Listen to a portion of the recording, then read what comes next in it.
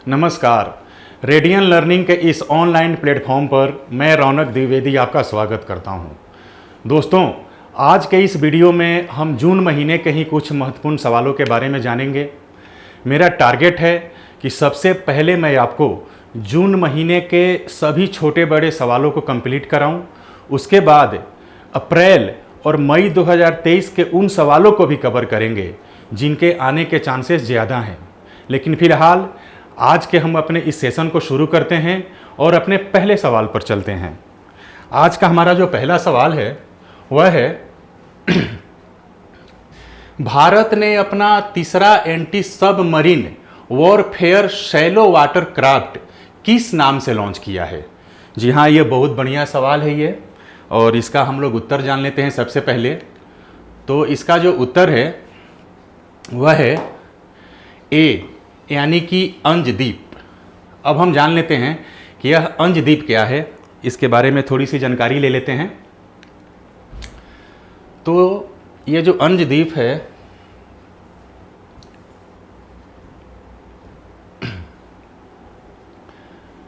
भारतीय नौसेना के anti submarine warfare shallow water craft Anjadip को 13 जून 2023 को, कब? 13 जून 2023 को तमिलनाडु के कट्टुपल्ली बंदरगाह के लार्सन एंड टूब्रो में शिपयार्ड में लॉन्च किया गया। इसका निर्माण कोलकाता की कंपनी GRSE यानी garden rich ship builders and engineers ने किया है। इस जहाज का नाम कर्नाटक के कारवार बंदरगाह पर स्थित अंजदीप द्वीप के नाम पर रखा गया है, जो इसके सामरिक समुद्री महत्व को दर्शाता है। जी हाँ, अब हम चलते हैं अपने दूसरे सवाल पर। तो आज का हमारा जो दूसरा सवाल है वह है वर्ष 2023 में संयुक्त राष्ट्र शांति स्थापना ने अपने कितने वर्ष पूरे किए हैं? जी हाँ, ये बहुत ही इंपॉर्टेंट सवाल है। ये इवेंट से रिलेटेड सवाल है, और इवेंट से रिलेटेड जितने भी सवाल होते हैं वो आते ही हैं, इसलिए इस सवाल पर आप अच्छा से ध्यान दीजिएगा। हम इस सवाल का उत्तर बताने जा रहे हैं। इस सवाल का जो उत्तर है वह है डी, यानी कि 75 साल। इवेंट ने इस वर्ष अपने कितने वर्ष पूरे किए? तो 75 साल। अब आइए इनके बारे में थोड़ा सा जान लेते हैं हम इसके बारे में। वर्ष 2023 में संयुक्त राष्ट्र शांति स्थापना ने अपने 75 वर्ष पूरे कर लिए हैं। संयुक्त राष्ट्र शांति स्थापना का काम संयुक्त राष्ट्र सुरक्षा परिषद सहित संयुक्त राष्ट्र के फैसले लेने वाले निकायों को दुनिया की जनसांख्यिकीय वास्तविकताओं के प्रति अधिक चिंतनशील बनाना है। जी हाँ, ये बहुत बढ़िया सवाल है ये, आप इसको नोट कर लीजिए। और अब हम चलते हैं अपने अगले सवाल पर। हमारा जो अगला सवाल है, निम्नलिखित में से किसे सीमा सुरक्षा बल ने अपना नया महानिदेशक नियुक्त किया है? जी हाँ, ये भी बहुत बढ़िया सवाल है ये, आप इस पे ध्यान दीजिएगा, आप इसको नोट कर लीजिएगा। इसका मैं उत्तर बताने जा रहा हूँ आपको। इसका जो सही उत्तर है वह है बी, यानी कि नितिन अग्रवाल। आइए हम अब नितिन अग्रवाल जी के बारे में थोड़ा सा जान लेते हैं कि ये कौन है। तो ये जो महाशय हैं केरल कैडर के 1989 बैच के IPS अधिकारी नितिन अग्रवाल को 11 जून 2023 को, कब? 11 जून 2023 को सीमा सुरक्षा बल का नया महानिदेशक नियुक्त किया गया है। पंकज कुमार सिंह के 31 दिसंबर 2022 को रिटायर होने के बाद CRPF के DG सुजय लाल थाउसेन इसका अतिरिक्त प्रभार संभाल रहे थे। जी हाँ, इस एक सवाल में ये 3 सवाल बनकर आ गए। पहला कौन कि BSF ने जो अपना महानिदेशक नियुक्त किया है वह किसे नियुक्त किया गया है? तो नितिन अग्रवाल को नियुक्त किया है। और नितिन अग्रवाल जो हैं उनसे पहले इस पद पर कौन थे? तो पंकज कुमार सिंह थे, जो 31 दिसंबर 2022 को रिटायर हो गए थे। और उनके रिटायर होने के बाद इस पद पर अतिरिक्त प्रभार जो संभाल रहे थे उनका नाम है डीजी सुजय लाल थाउसेन, जो सीआरपीएफ के डीजी हैं, वो इस अतिरिक्त प्रभार को संभाल रहे थे। लेकिन अब इस पद पर नितिन अग्रवाल की नियुक्ति हुई है। जी हाँ, ये भी बहुत बढ़िया सवाल है। एक सवाल में कई सवाल निकल कर आ गए, तो आप इसे अच्छा से नोट कर लीजिएगा। और अब हम चलते हैं आज के अपने अगले सवाल पर। हमारा जो अगला सवाल है, निम्नलिखित में से किसे नासा के चांद से मंगल कार्यक्रम का पहला अध्यक्ष बनाया गया है? जी हाँ, ये भी बहुत बढ़िया सवाल है। ये टेक्नोलॉजी से जुड़ा हुआ, साइंस से जुड़ा हुआ सवाल है ये, और इस तरह के सवाल आते ही हैं तो आप इसे भी नोट कर लीजिएगा। लेकिन उसके पहले हम आपको इसका आंसर बताते हैं कि इसका आंसर क्या है। तो इसका आंसर है डी, यानी कि अमित क्षत्रिय। जी हाँ, अमित क्षत्रिय जो हैं नासा के चांद से मंगल कार्यक्रम में अध्यक्ष बनाया गया है इनको। अब आइए इनके बारे में हम थोड़ा सा जान लेते हैं कि ये कौन हैं, क्या हैं और वहाँ तक कैसे पहुँचे।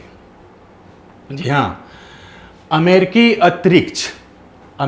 अंतरिक्ष एजेंसी नासा ने अपने नए कार्यक्रम चांद से मंगल के लिए भारतीय मूल के अमेरिकी सॉफ्टवेयर और रोबोटिक इंजीनियर अमित क्षत्रिय को अपना पहला अध्यक्ष बनाया है।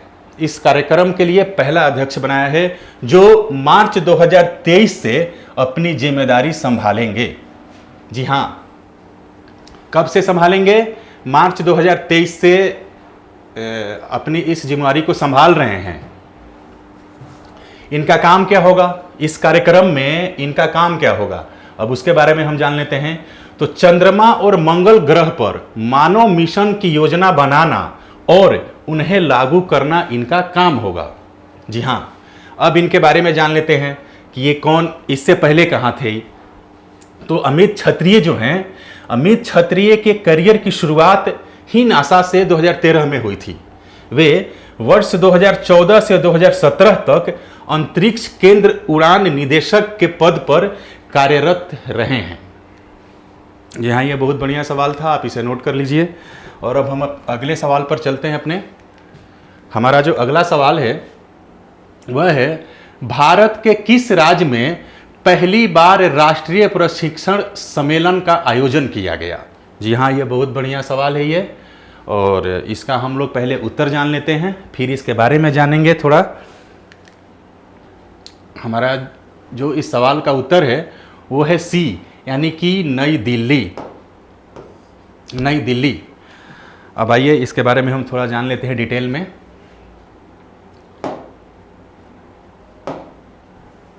ग्यारह जून 2023 को राष्ट्रीय राजधानी नई दिल्ली के प्रगति मैदान में पहली बार राष्ट्रीय प्रशिक्षण सम्मेलन का आयोजन किया गया, जिसका शुभारंभ प्रधानमंत्री नरेंद्र मोदी ने किया।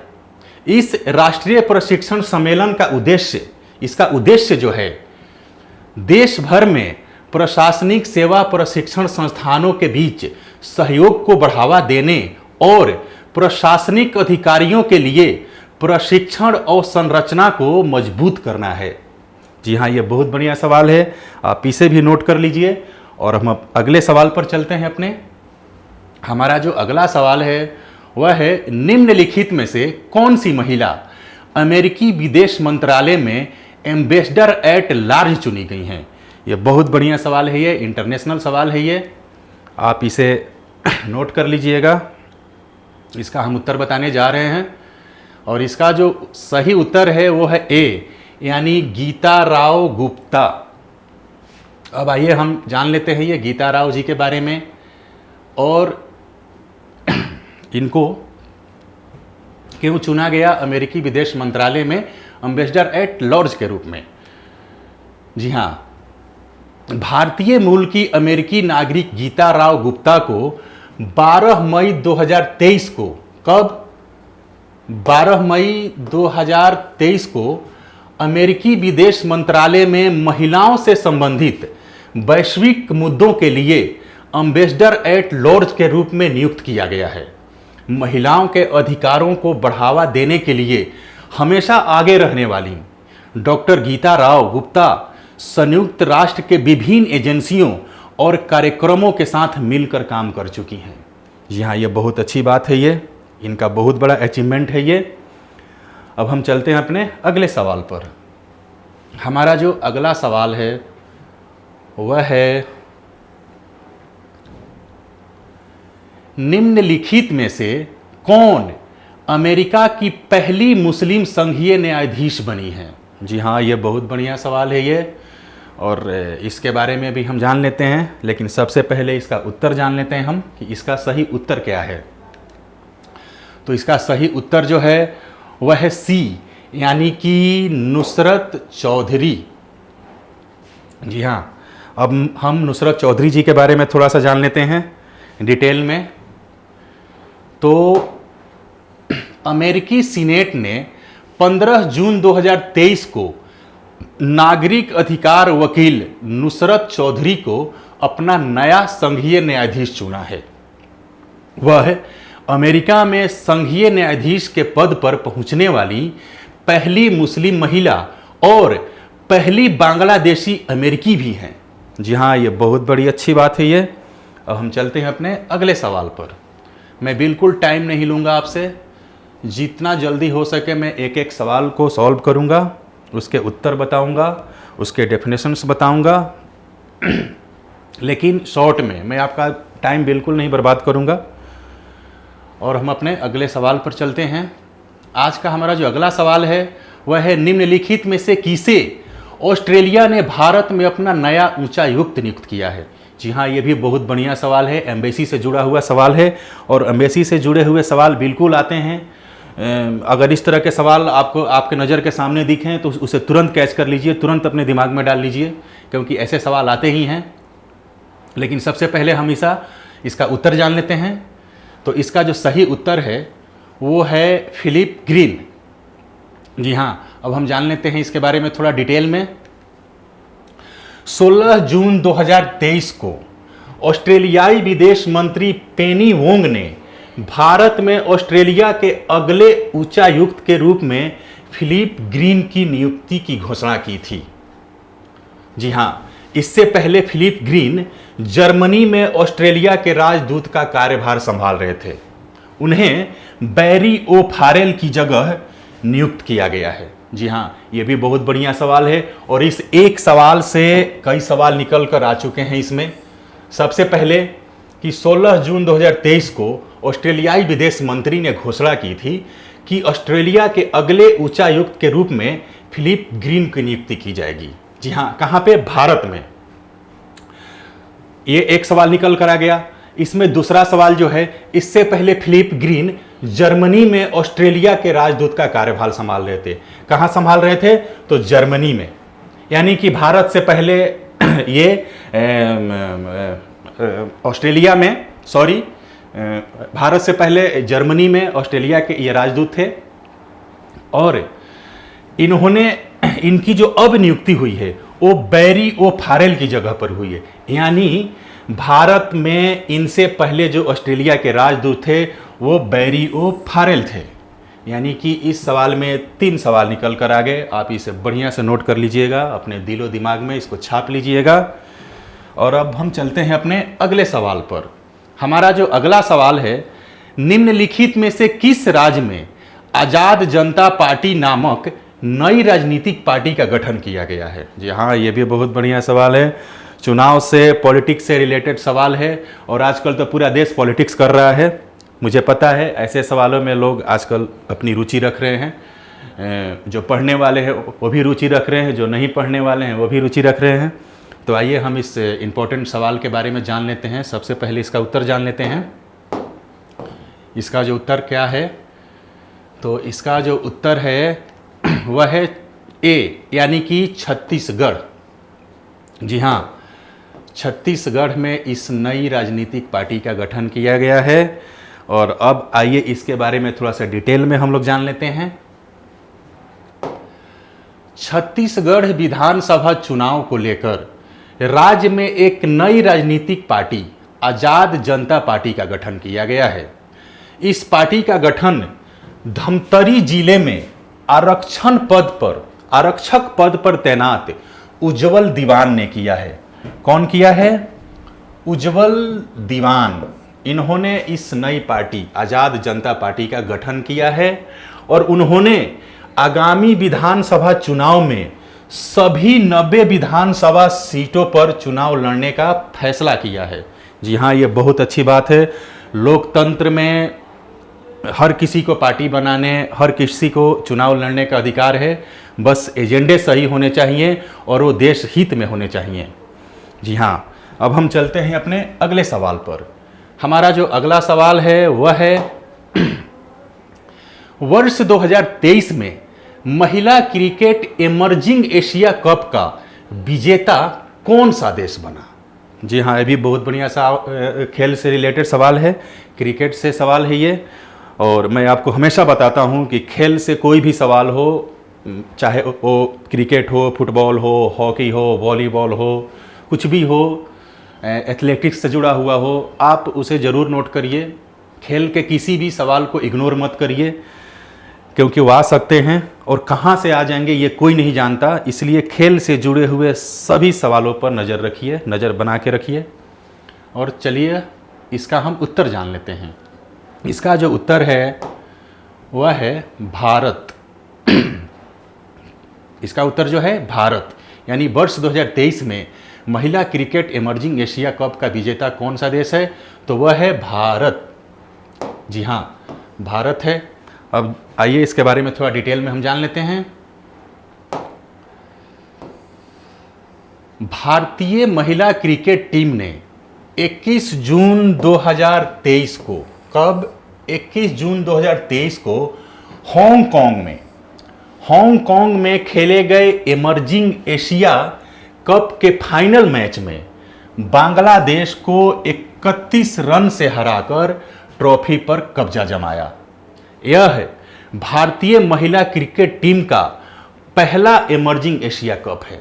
जी हाँ, और यह बहुत बड़ा अचीवमेंट है हमारे भारतीय महिला क्रिकेट टीम के लिए, जिन्होंने अपना यहाँ पहला ही कप खेला और उस पर कब्जा जमाया।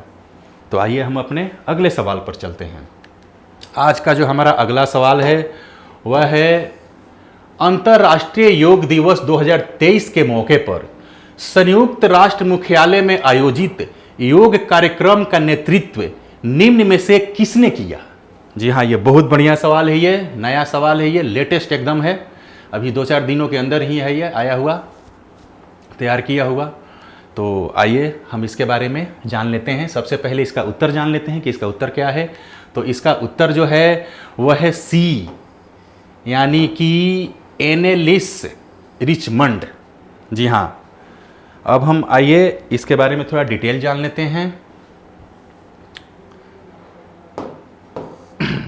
माफ़ करिएगा, मुझे इस सिस्टम को थोड़ा सा हैंडल करने में दिक्कत आ रही है। नया हूँ, लेकिन धीरे धीरे बहुत सुधार करूँगा और आपको कई तरीके से करेंट अफेयर्स पढ़ाऊँगा मैं। लेकिन फ़िलहाल इसके बारे में हम जान लेते हैं। अंतर्राष्ट्रीय योग दिवस 2023 के मौके पर न्यूयॉर्क में संयुक्त राष्ट्र मुख्यालय में भारत के प्रधानमंत्री नरेंद्र मोदी की मौजूदगी में आयोजित योग कार्यक्रम सत्र का नेतृत्व एक विदेशी महिला एनेलिस रिचमंड ने किया। किसने किया? एनेलिस रिचमंड ने किया। जी हाँ, उन्होंने लगभग 25 मिनट तक कार्यक्रम में उपस्थित लोगों को योग, आसन और प्राणायाम के स्टेप करना सिखाया। 47 वर्षीय एनेलिस रिचमंड एक योग प्रशिक्षक हैं। जी हाँ, ये क्या हैं? योग प्रशिक्षक हैं। और तभी इनको इतना बड़ा मौका मिला। कहाँ पर मिला?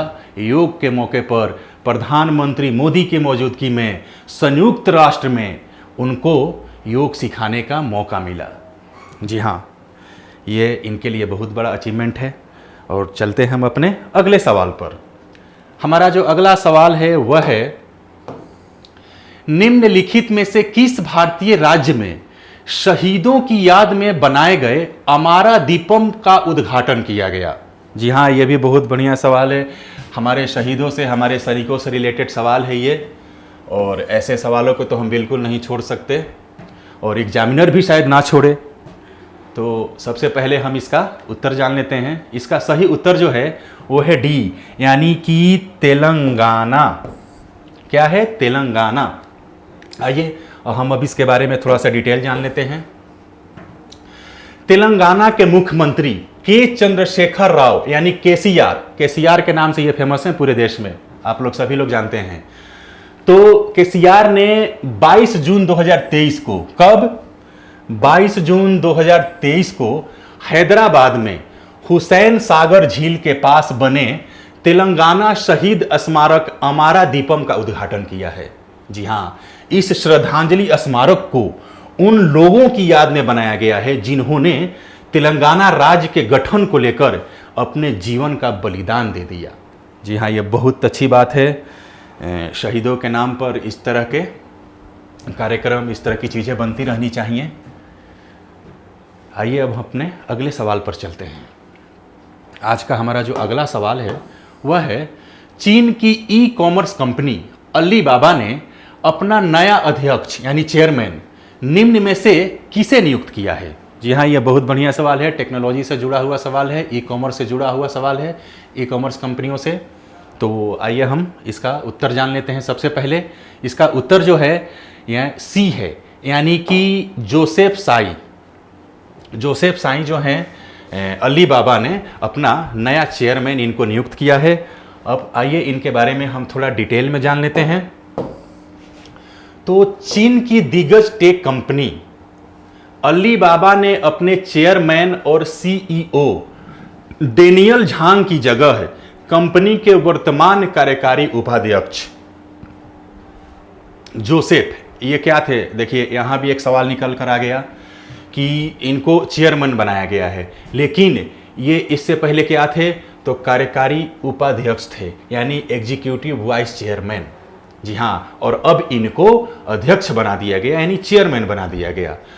जोसेफ साई 10 सितंबर 2023 से अपना नया पदभार संभालेंगे। जी हाँ, कब से संभालेंगे? तो 10 सितंबर 2023 से। और अलीबाबा ने जो इनकी नियुक्ति की घोषणा की वह कब की? तो 20 जून 2023 को। जी हाँ, ये बहुत अच्छी बात है, बहुत अच्छा सवाल है ये। और अब हम चलते हैं अपने अगले सवाल पर। हमारा जो अगला सवाल है वह है, फादर ऑफ अमूल गर्ल के नाम से विख्यात निम्नलिखित में से किस कार्टूनिस्ट की मृत्यु 20 जून 2023 को हुई है? जी हाँ, यह भी बहुत बढ़िया सवाल है ये। और अमूल के बारे में तो आप लोग जानते ही होंगे, बच्चा जानता है, अमूल के दूध पीते हैं। और आइए अब हम इसका आंसर जान लेते हैं। तो इसका जो आंसर है, सही आंसर जो है वो है डी, यानी कि सिल्वेस्टर दा कुन्हा। जी हाँ, जो कार्टूनिस्ट थे जिनकी मृत्यु हो गई उनका नाम था सिल्वेस्टर दा कुन्हा। अब आइए इनके बारे में भी थोड़ा सा डिटेल जान लिया जाए। ये कौन है? तो मशहूर डेयरी प्रोडक्ट कंपनी अमूल को एड कैंपेन अटरली बटरली का नाम तो आपने सुना होगा, ये ऐड आते थे। अटरली बटरली अमूल गर्ल के जरिए नई पहचान देने वाले एड गुरु सिल्वेस्टर दा कुन्हा, इनका नाम भी आप ठीक से नोट करिएगा। मैं इसको हाईलाइट कर देता हूँ, थोड़ा अंडरलाइन कर देता हूँ ताकि आपको साफ साफ समझ में आए। तो एड गुरु सिल्वेस्टर दा कुन्हा का निधन 20 जून 2023 को मुंबई में हो गया। कब हुआ इनका निधन? तो 20 जून 2023 को मुंबई में हुआ। सिल्वेस्टर दा कुन्हा 80 साल के थे, यानी बहुत बुजुर्ग हो चुके थे वो। साल 1966 में सिल्वेस्टर दा कुन्हा ने अपनी कल्पना से, किससे? अपनी कल्पना से, जैसे कभी लोग कल्पना करते हैं कुछ भी लिख देते हैं, तो अपनी कल्पना से अमूल कंपनी की, अमूल की अटरली बटरली गर्ल को जन्म दिया था। और उन्होंने अमूल गर्ल कैंपेन बनाकर इस ब्रांड को एक अलग पहचान दिलाई थी। जी हाँ, ये इन्होंने बहुत अच्छा काम किया था इस कंपनी के लिए और इस कंपनी को आगे बढ़ाने में, एक अच्छे मुकाम तक पहुंचाने में, इसलिए इनको सच्ची श्रद्धांजलि। और अब हम अपने अगले सवाल पर बढ़ते हैं। हमारा जो अगला सवाल है वह है, निम्न में से भारत की किस औषधीय कंपनी के कोविड बूस्टर टीके को भारत के औषधि महानियंत्रक से आपातकालीन इस्तेमाल की मंजूरी मिल गई है? जी हाँ, ये भी बहुत बढ़िया सवाल है ये, और इसका सबसे पहले हम लोग उत्तर जान लेते हैं। तो इसका जो सही उत्तर है वो है जेनेवा बायोफार्मास्यूटिकल्स, यानी कि इसका जो उत्तर है जेनेवा बायोफार्मास्यूटिकल्स। जी हाँ, अब आइए इसके बारे में थोड़ा डिटेल जान लेते हैं। तो पुणे की जेनेवा बायोफार्मास्यूटिकल्स लिमिटेड ने 20 जून 2023 को, कब? 20 जून 2023 को यह घोषणा की है कि ओमिक्रॉन स्वरूप के खिलाफ उसके कोविड-19 बूस्टर टीके जेमकोवैक ओएम को भारत के औषधि महानियंत्रक से आपातकालीन इस्तेमाल की मंजूरी मिल गई है। जी हाँ, कंपनी का कहना है कि यह जेमकोवैक ओएम कोविड-19 के खिलाफ पहला बूस्टर टीका है जिसे ओमिक्रॉन स्वरूप के खिलाफ भारत में विकसित किया गया है। कोवैक्सीन या कोविशील्ड की 2 खुराक ले चुके लोगों को यह बूस्टर टीका लगाया जा सकता है। जी हाँ, यह बहुत अच्छी बात है और बहुत अच्छी जानकारी है। आप इसे ऐसे भी अमूमन अपना इस जानकारी को अपने पास रख सकते हैं। और अब हम चलते हैं अपने अगले सवाल पर। हमारा जो अगला सवाल है वह है इंडोनेशियन ओपन बैडमिंटन 2023 का पुरुष डबल्स खिताब की विजेता निम्न में से कौन सी जोड़ी बनी? जी हाँ, यह बहुत अच्छा सवाल है, ये खेल से जुड़ा हुआ ही सवाल है ये। तो आइए सबसे पहले हम इसका उत्तर जान लेते हैं। इसका जो सही उत्तर है वह है बी, यानी कि सात्विक साईराज रंकी रेड्डी और चिराग शेट्टी। इस जोड़ी ने यह कमाल करके दिखाया है। तो आइए इस जोड़ी के बारे में हम भी थोड़ा सा जान लें कि ये कौन है। भारत के बैडमिंटन खिलाड़ी सात्विक साईराज रंकी रेड्डी और चिराग शेट्टी की जोड़ी ने जकार्ता में आयोजित इंडोनेशियन ओपन का खिताब जीत लिया है। 18 जून 2023 को खेले गए पुरुष डबल्स के फाइनल मुकाबले में इस भारतीय जोड़ी ने मलेशिया के आरोन चिया और सोह वुई यिक को 21-17, 21-18 से सीधे गेम में हराया। यह इंडोनेशियन ओपन के डबल्स इवेंट में भारत का पहला खिताब है। जी हाँ, ये बहुत बढ़िया काम है। इन दोनों जोड़ी ने भारत के लिए बहुत अच्छा काम करके दिखाया। भारत के लिए पहला खिताब जीत करके दिखाया। कहाँ पर? तो इंडोनेशियन ओपन के डबल्स इवेंट में। जी हाँ, ये बहुत बढ़िया सवाल था। और अब हम चलते हैं अपने अगले सवाल पर।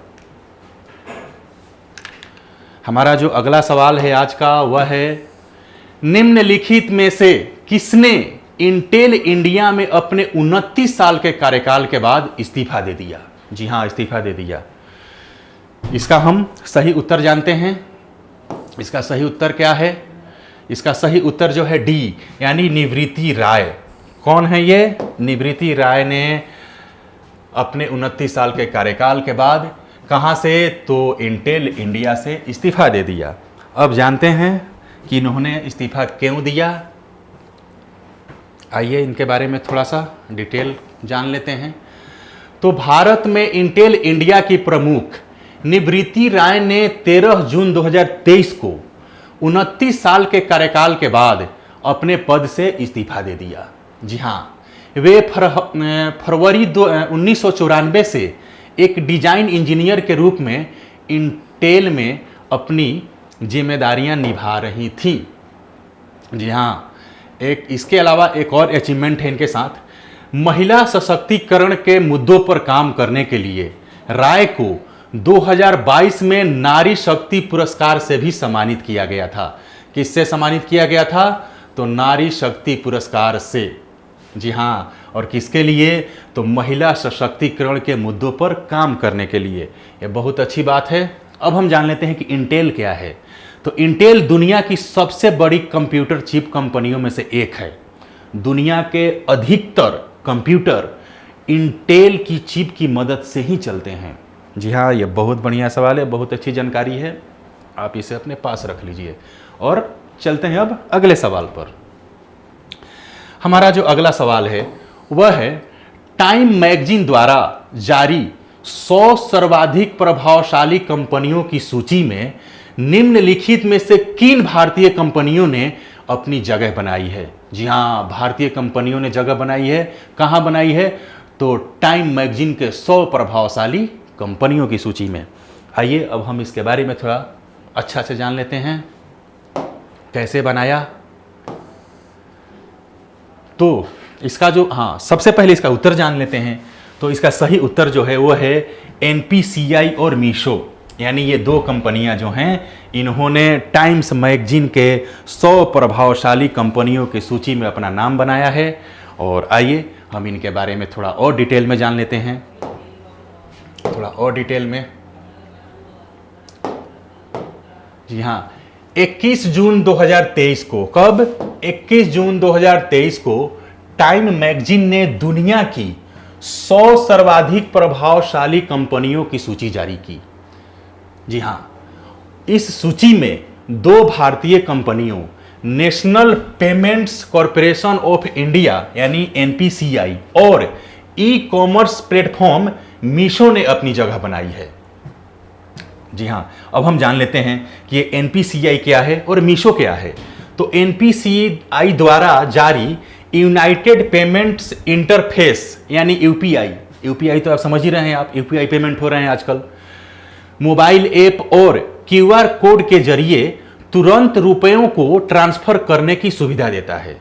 और वहीं बेंगलोर स्थित मीशो साल 2022 की शुरुआत में दुनिया में सबसे ज्यादा डाउनलोड किया जाने वाला शॉपिंग ऐप है।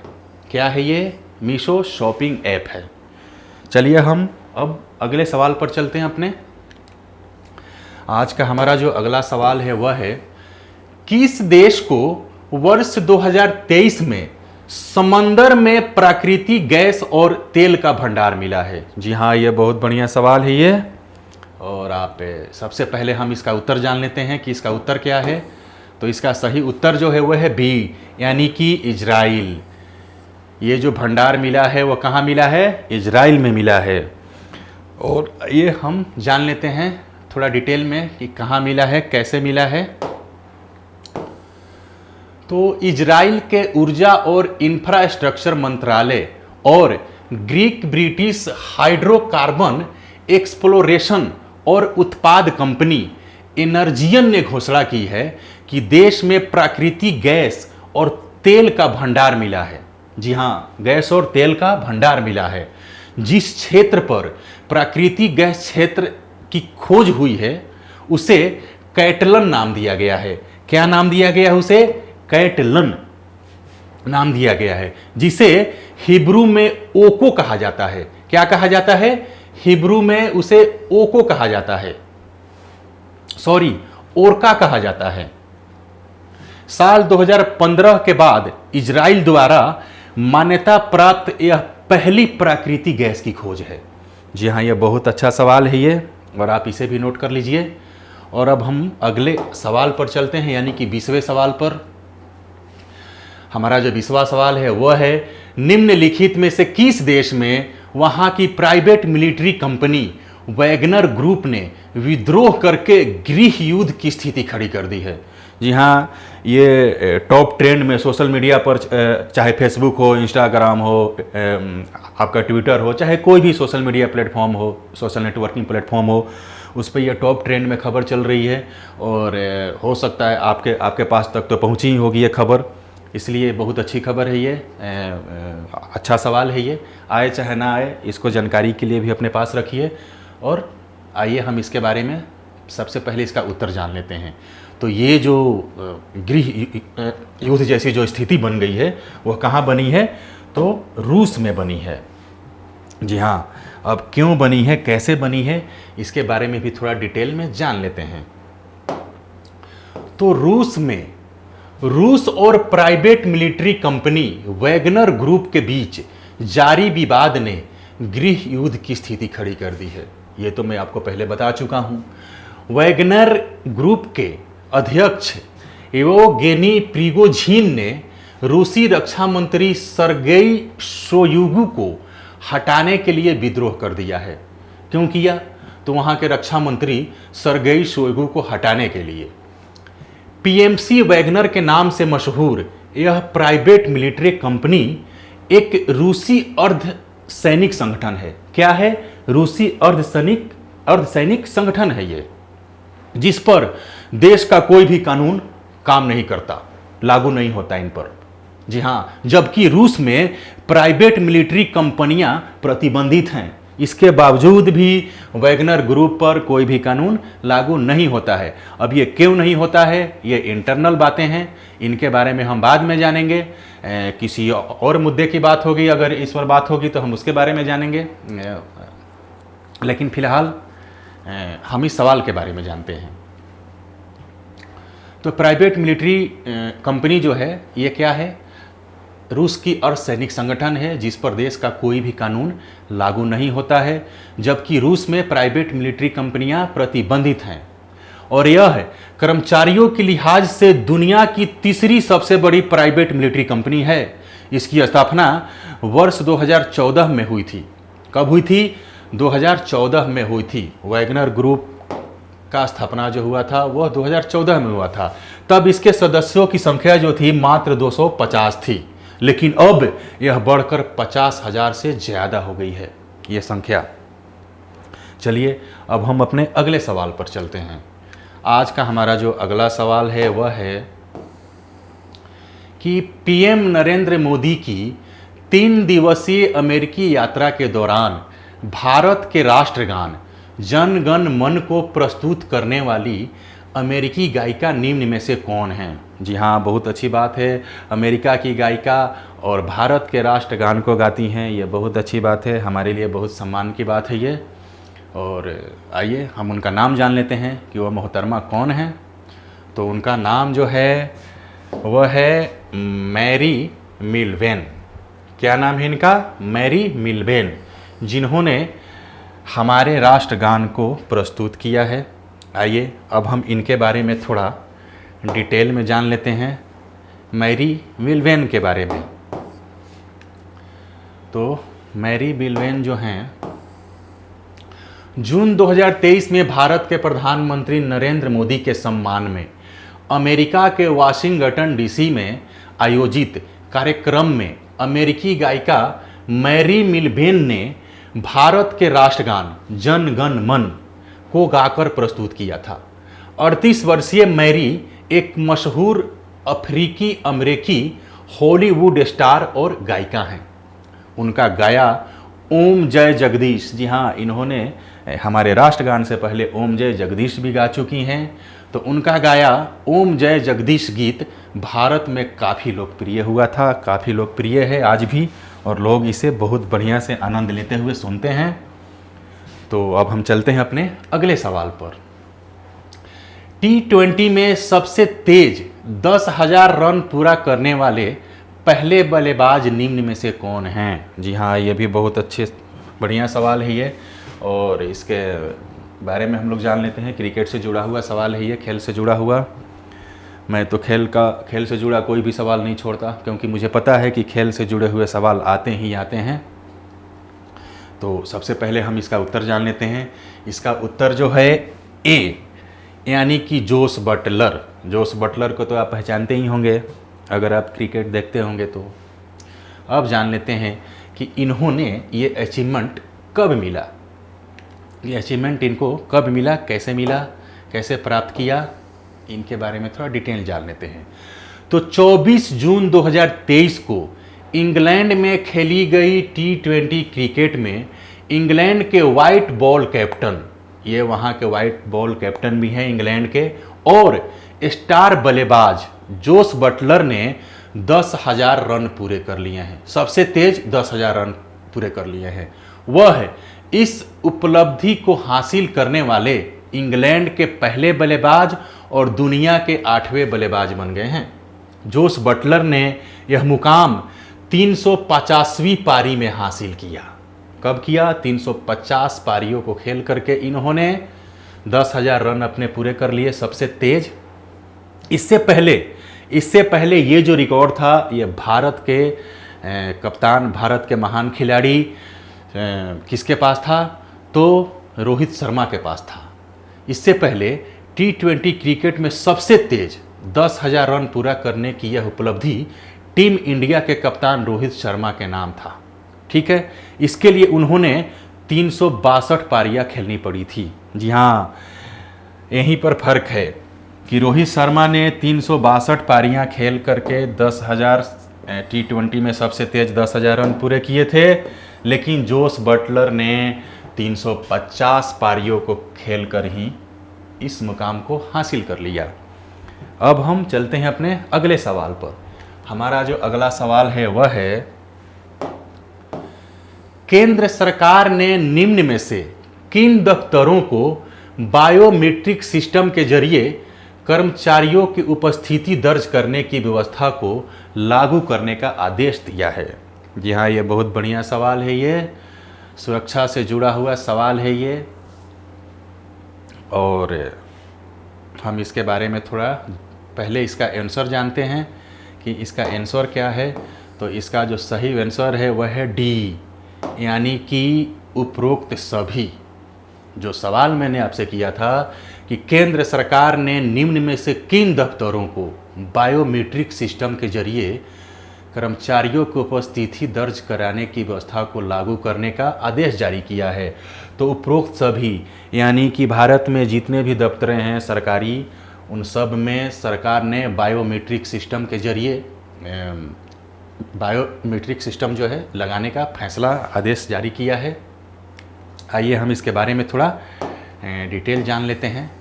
केंद्र सरकार ने सभी विभागों से आधार से जुड़े बायोमेट्रिक सिस्टम के जरिए कर्मचारियों की उपस्थिति दर्ज करने की व्यवस्था को अनिवार्य करने का निर्देश दिया है। जी हाँ, 24 जून 2023 को मंत्रालय की ओर से जारी परिपत्र में AEBAS के जरिए अनिवार्य रूप से उपस्थिति दर्ज कराने के लिए कहा गया है। उपस्थिति की इस व्यवस्था का सभी मंत्रालयों और उनसे जुड़े विभागों के कर्मियों को अनिवार्य रूप से अनुपालन करना होगा। जी हाँ, अब हम चलते हैं अपने अगले सवाल पर। हमारा जो अगला सवाल है वह है,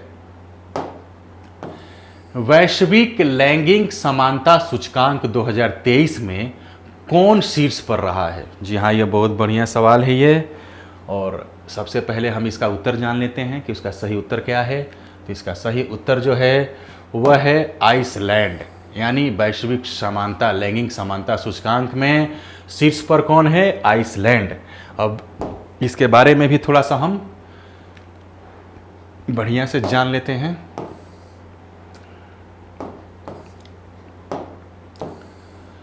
विश्व आर्थिक मंच यानी WEF की वार्षिक लैंगिक अंतराल रिपोर्ट 2023 के अनुसार आइसलैंड लगातार 14वें साल सबसे अधिक लैंगिक समानता वाला देश बना हुआ है।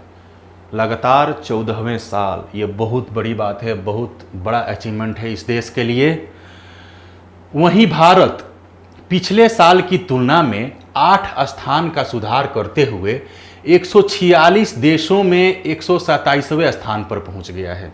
जी हाँ, ये भी बहुत अच्छी बात है, भारत भी धीरे धीरे छलांग लगा रहा है और हम 8 जो है पायदान आगे पहुंच चुके हैं। इस सूचकांक में भारत के पड़ोसी देश, अब हम अपने पड़ोसी देश के बारे में भी जान लें कि उनकी क्या स्थिति है।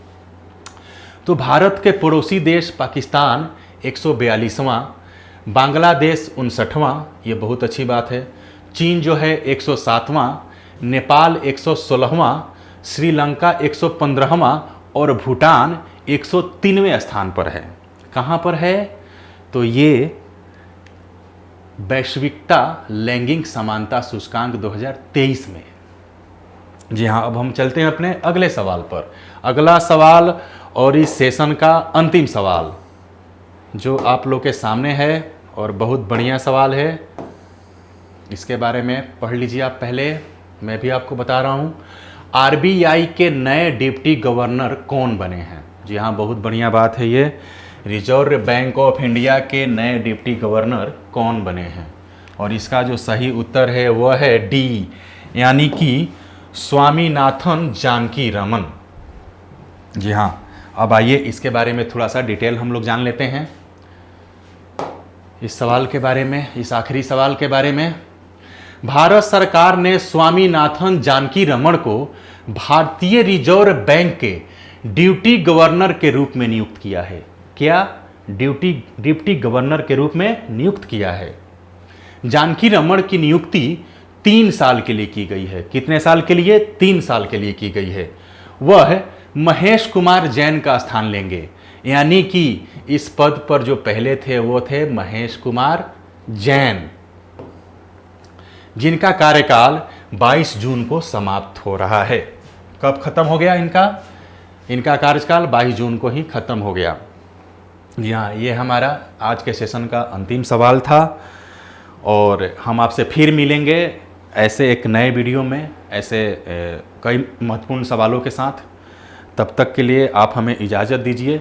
आप हमारे वीडियो को देखते रहिए और हमारे चैनल को सब्सक्राइब करिए, इस वीडियो को लाइक करिए, शेयर करिए, आगे बढ़ाइए, अपने दोस्तों तक पहुंचाइए। जो आपके दोस्त हैं जो करंट अफेयर्स की तैयारी कर रहे हैं, जो प्रतियोगी परीक्षाओं की तैयारी कर रहे हैं, आप उनके पास भी इस वीडियो को पहुंचाइए। आप भी देखिए, मैं और भी अच्छे अच्छे सवाल आपके पास लेकर आऊँगा और आपको अच्छे ढंग से तैयारी कराऊँगा करंट अफेयर्स की। तब तक के लिए धन्यवाद।